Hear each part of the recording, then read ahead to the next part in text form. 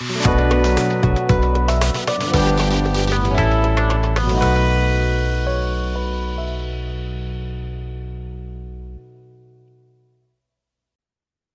morning. This is Omar Muhammad, and this is our 36 minutes on anti-Semitism. Today's episode is focused on anti-Semitism in higher education. We are honored to welcome our guest, Professor John Strawson. Professor Strawson, thank you for joining us. If you don't mind briefly introducing yourself. Well, thank you very much for the invitation. I'm an emeritus professor, and I work in the areas of international law and Middle East studies, where it intersects really. And I've written on the Palestinian-Israeli conflict quite a lot. I was a visiting professor at Birzeit University in Palestine. I've also run a project for my university in Israel, in Haifa in Israel. And I have done also research on the colonial impact on Islamic law. And I spent a year in Cairo working on this project 30 years ago now, but nonetheless. So, and I've been teaching areas of international law, Middle East studies at the University of East London, where I've been working. But I've also, mostly in terms of master students, but also in terms of PhD supervisions around the questions of international law generally. Thank you. We are honored to have you today with us. As I do with every episode, I ask this question. What is the definition of anti-Semitism? Well, that's the first question is, of course, the most difficult one. And I suppose I begin with the IHRA definition and its examples as being the definition of anti-Semitism, which I think is, as it quite rightly says, it's a working definition. I don't think it's a complete definition, but I think it offers us, with its examples, a way of thinking about it. But I do think we have to put some more work into it. And I think one of the big things that it doesn't really properly address as yet, which I think has arisen particularly since October the 7th, is what is the relationship between anti-Semitism and which is effectively Jew hatred, and the relationship between Jews and the diaspora to the state of Israel. And I think that's the one thing which we do have to do quite a lot of work on, and which maybe it's something we will discuss later in this podcast. Thank you. What is the current state, especially today? Is the focus focused on a very concerning trend in the rise of anti-Semitism, and that is the surge of anti-Semitism on campus and in higher education. What's the current state of anti-Semitism in higher education? Well, I think it's something which you have to be very careful of. It's quite clear that there are some terrible examples, egregious examples of anti-Semitism in some universities in some occasions. In Britain, the Community Security Trust, which deals with security for the Jewish community, did a report last year on the situation in campuses. And what it said was, this is before October the 7th, but what it said was, although there were some terrible examples of anti-Semitism, in general, Jewish life on campuses was very positive, and that there was a thriving Jewish life, which indicates that there wasn't the kind of fear of for Jews, and indeed for members of staff, in the way in which they operated in campuses.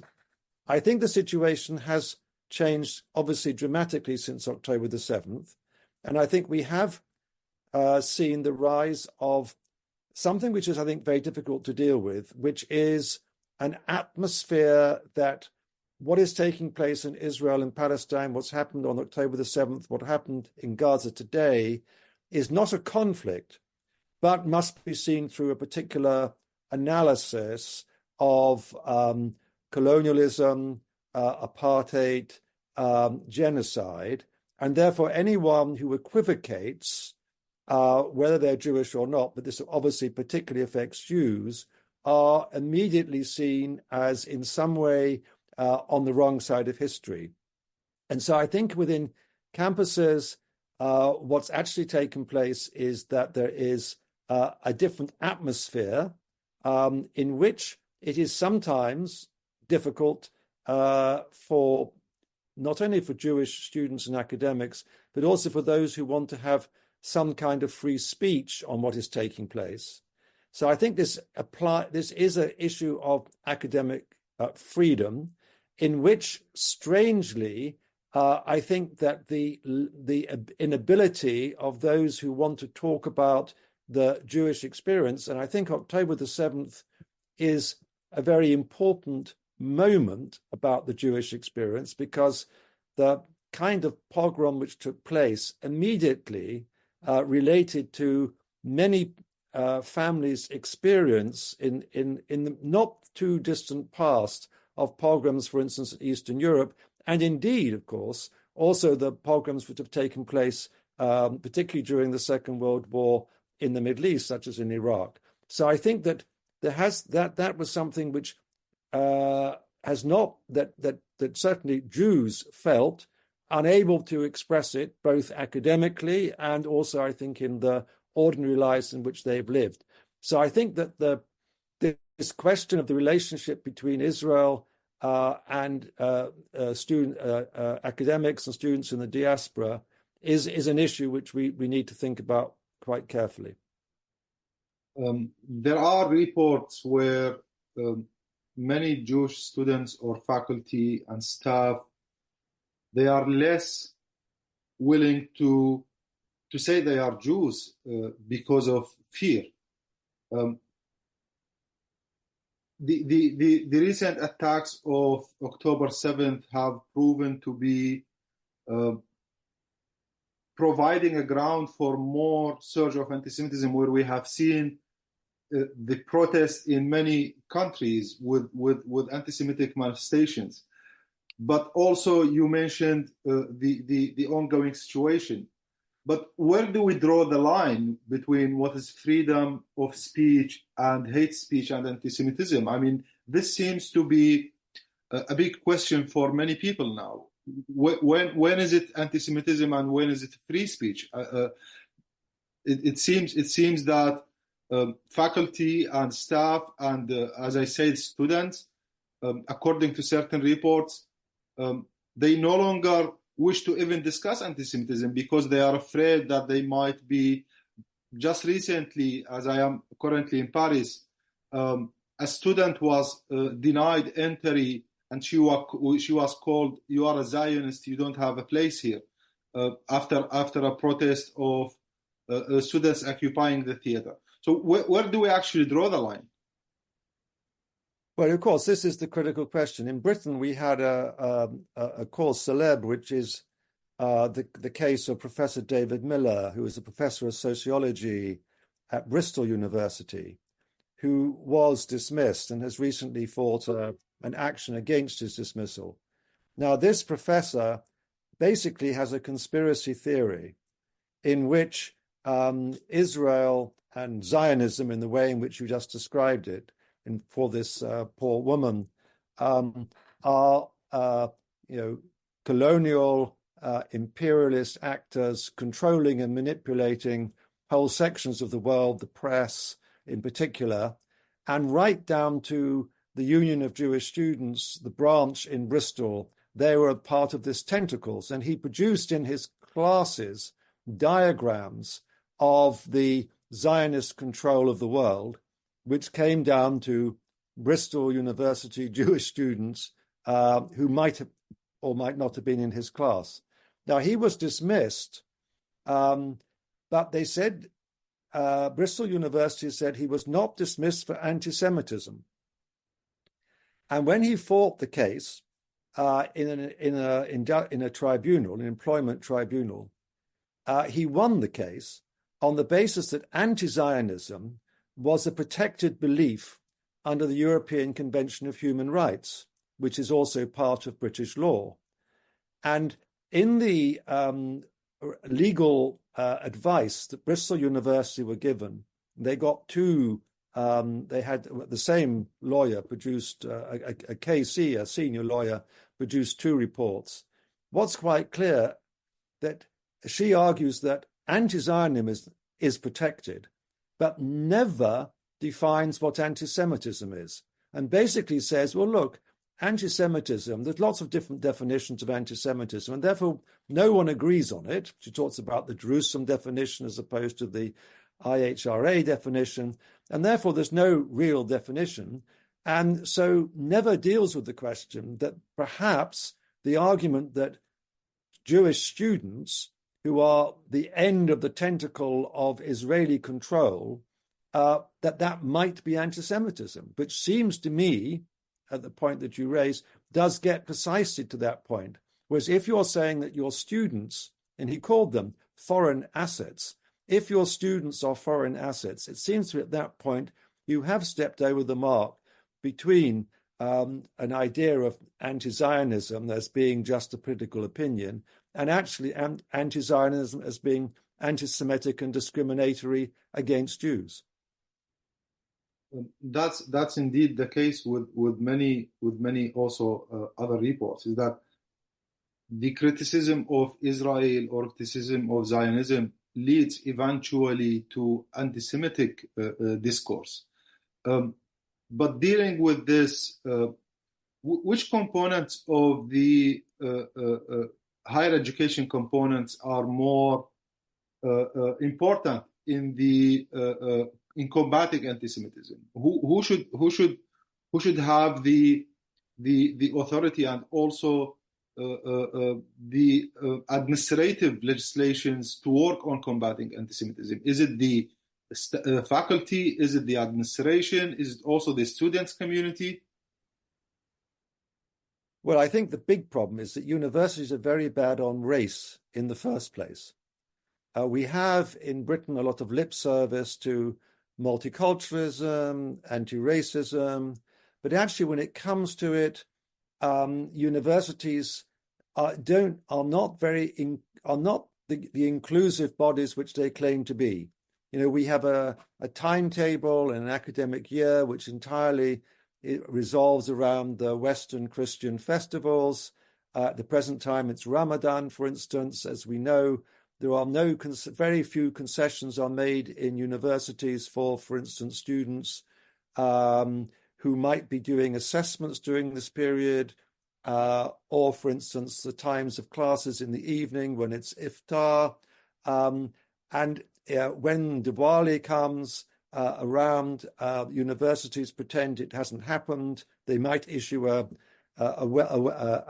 greetings, but the fact that large numbers of Hindu students might disappear during that period, that's not noticed.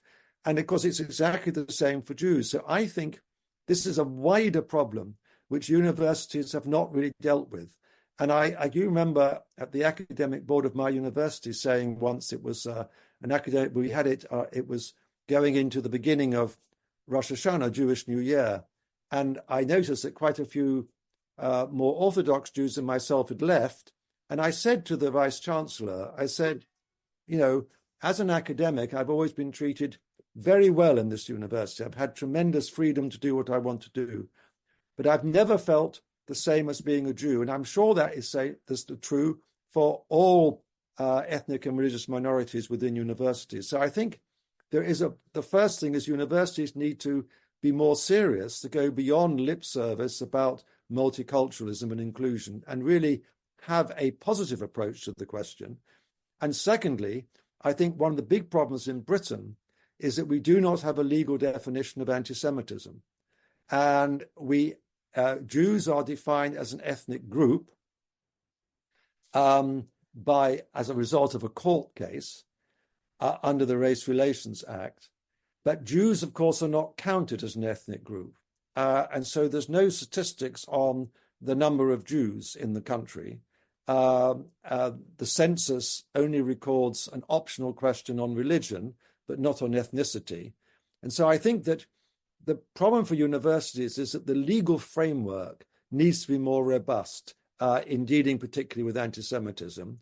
But at the same time, I think there's a more general problem of universities genuinely embracing multiculturalism, which obviously should include Jews. And therefore, once you begin to see different ethnic groups in a positive light, I think that is a very important way of beginning to combat anti-Semitism. In this regard of the lack of definition, which seems to be, it's a big problem when there is no clear definition, because this allows for more problems. But wouldn't it be more reasonable for at least the authorities of higher education to have offices of combating anti-Semitism beside the national offices? There is one in the UK, in Germany, in France, in Austria, in the United States. But would it require more responsibility from the administration rather than just the work of research, or leaving it just to opinion, but something more on the legislative level? Yes, I think there's two things. I think that, for instance, we have a lot of anti-racist training in universities, but it does not include anti-Semitism.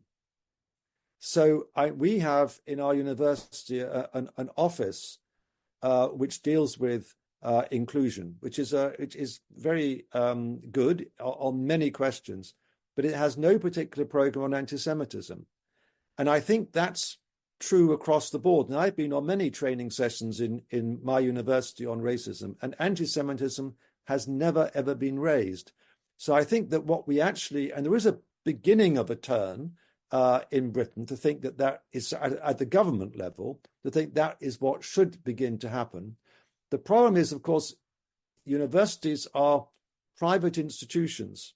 They get money from the state in terms of grants and so on and so forth.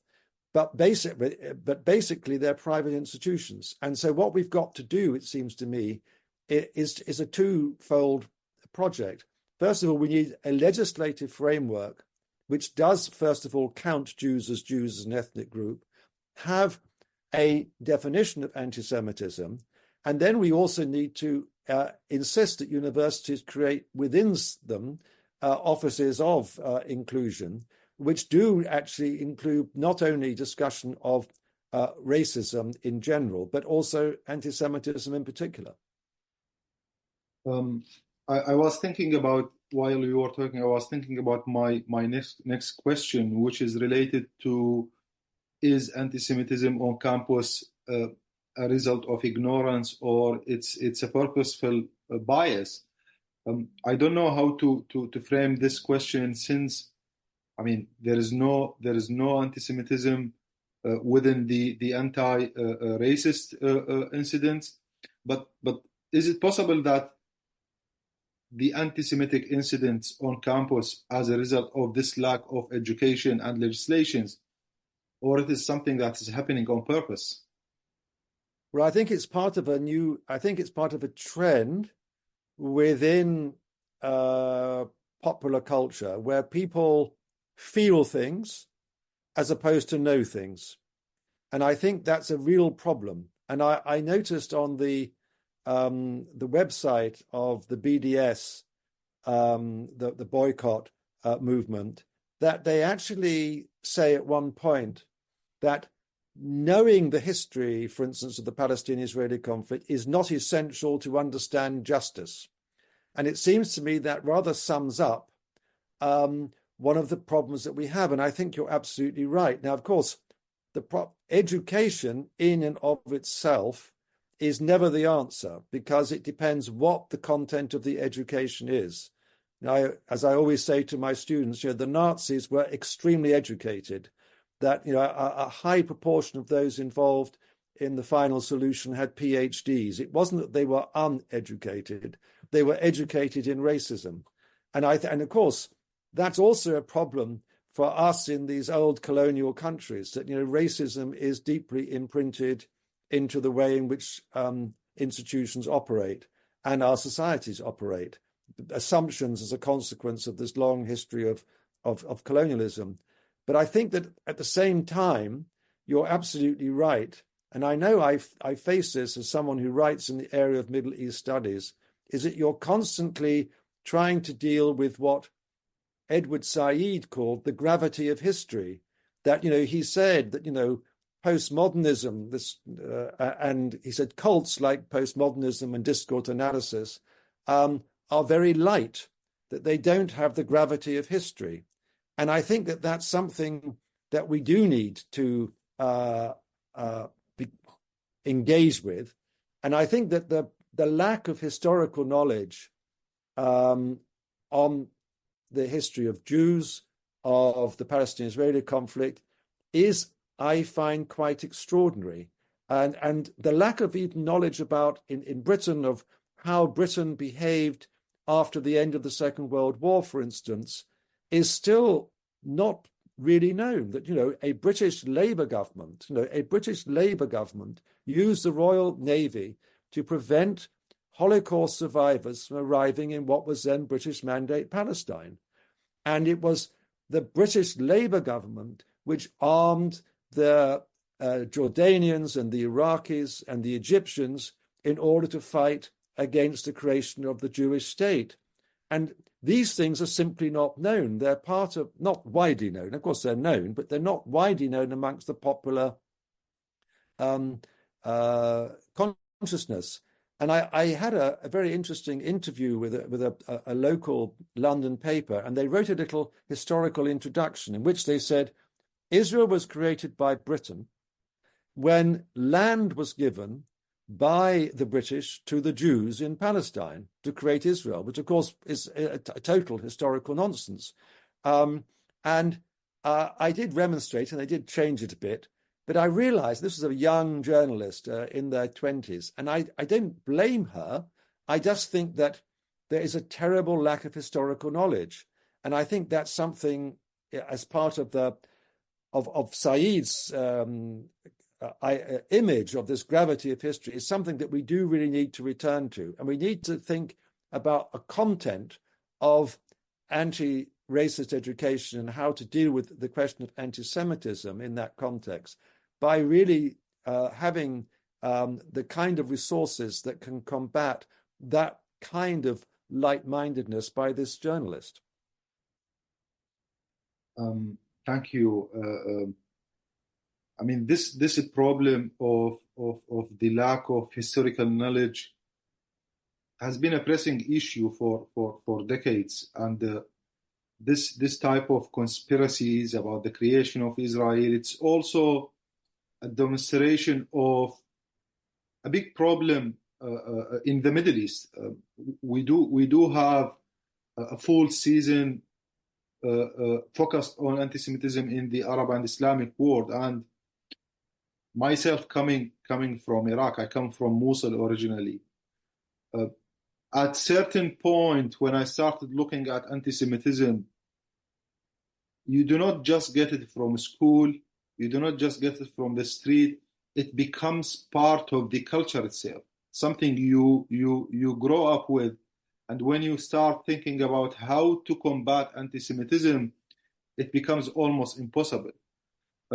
This is related to my next question, which is, what is the demography of anti-Semitism on campus? Is it something that comes like from the top? Is it as part of the students' movement, or where does it come from? I think there's three things. I think in Britain, we've got a kind of polite anti-Semitism of the establishment that has always been there. Inverted commas, polite, the sort of the construction of Jews in a particular manner,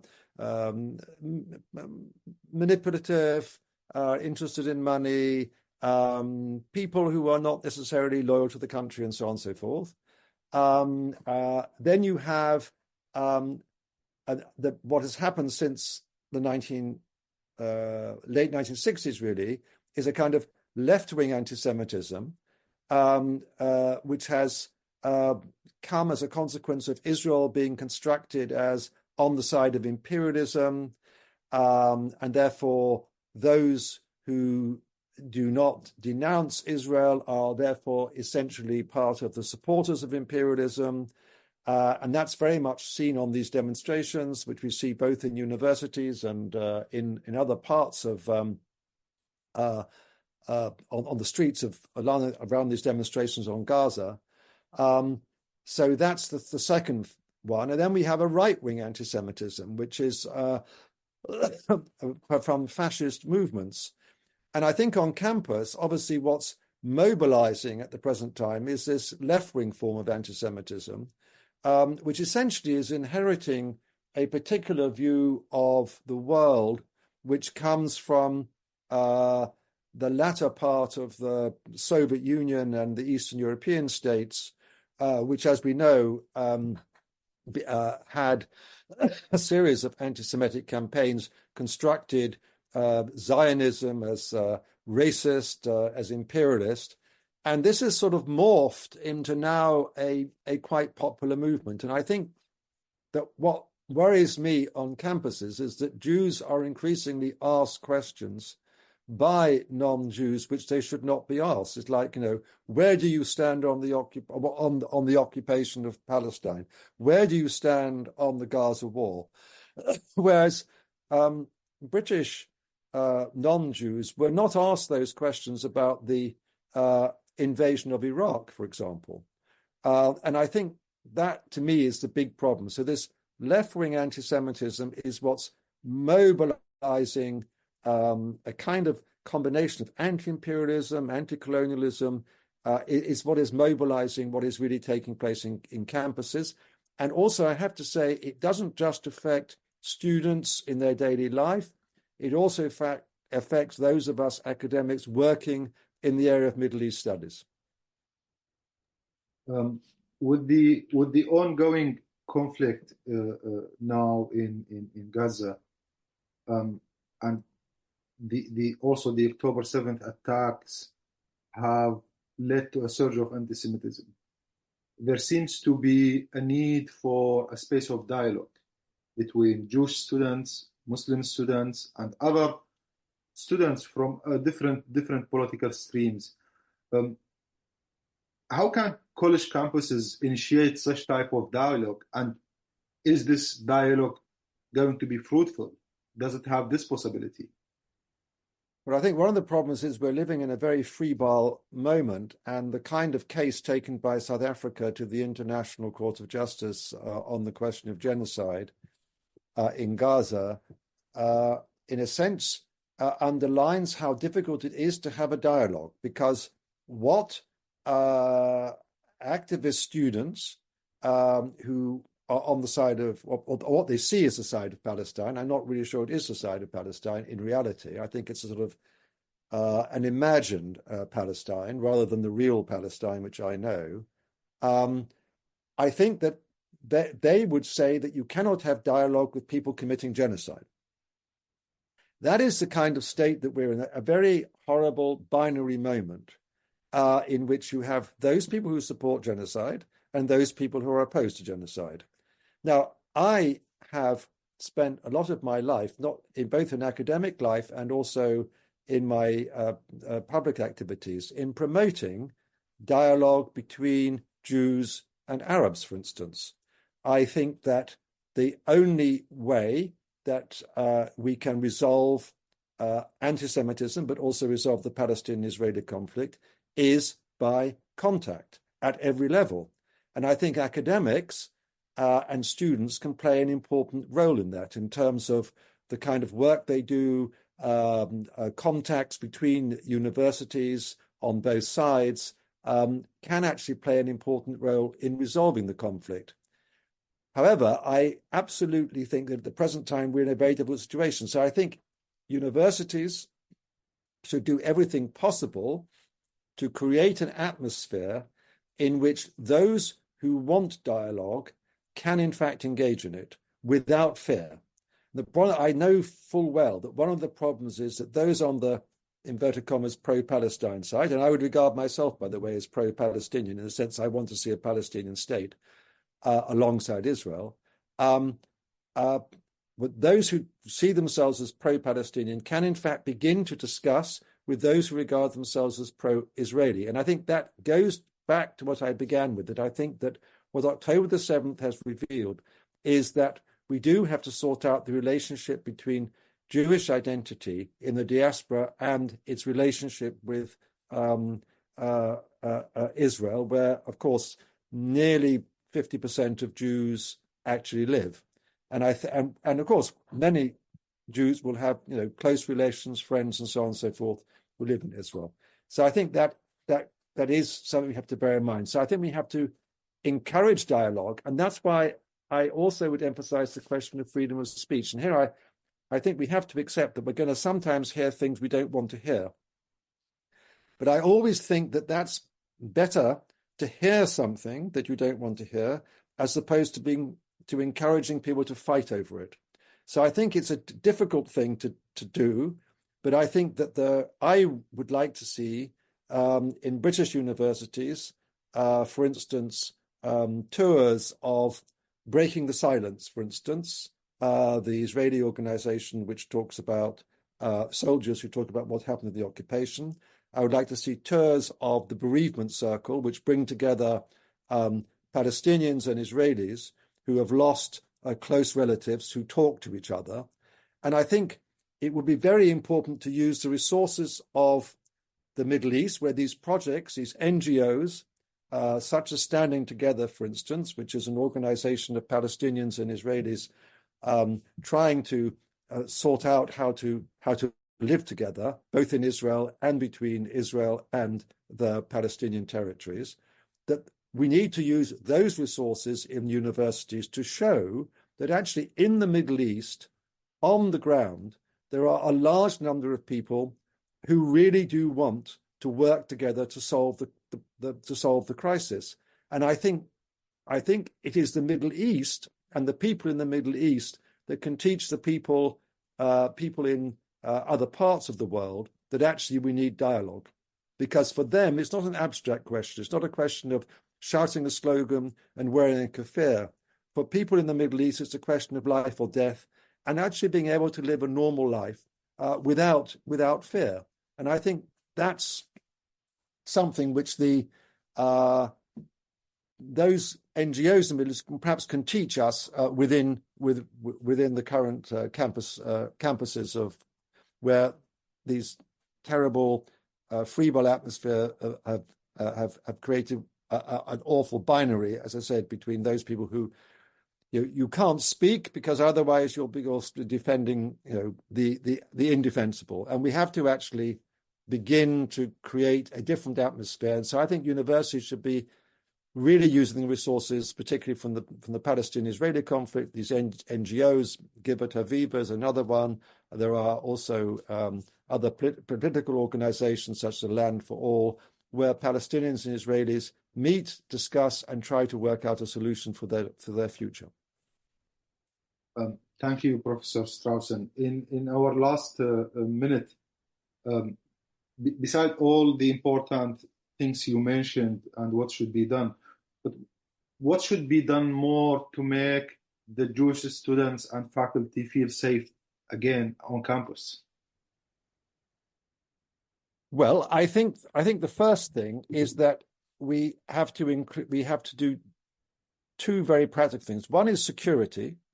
I think that some times Jewish students, particularly in halls of residence, have not felt secure, and I think they have to be guaranteed that. But I do think at the end of the day, it is a question of inclusion. And I do think that I would like to see, and I have to say, this year, or the end of last year, when it was Hanukkah, for the first time, the Vice Chancellor of my university issued a Hanukkah greetings. Now, you might find this odd, but this is the first time, and I have been a member of staff for 49 years at our university, the first time I ever got a greetings for any Jewish festival whatsoever. And I thought I did write and congratulate her for sending it. I thought, particularly after October the 7th, I thought it was very good. But I think what universities need to do is normalize Jewish life, just like they should normalize Muslim life, Hindu life, Christian life, and Chinese culture, and so on and so forth. All of this is a question of just normalizing it. And I think if we normalized Jewish the Jewish experience, this would be, within our campuses, this would be a really good contribution to beginning to address these challenges that we face. Thank you. This was our 36 minutes on anti-Semitism.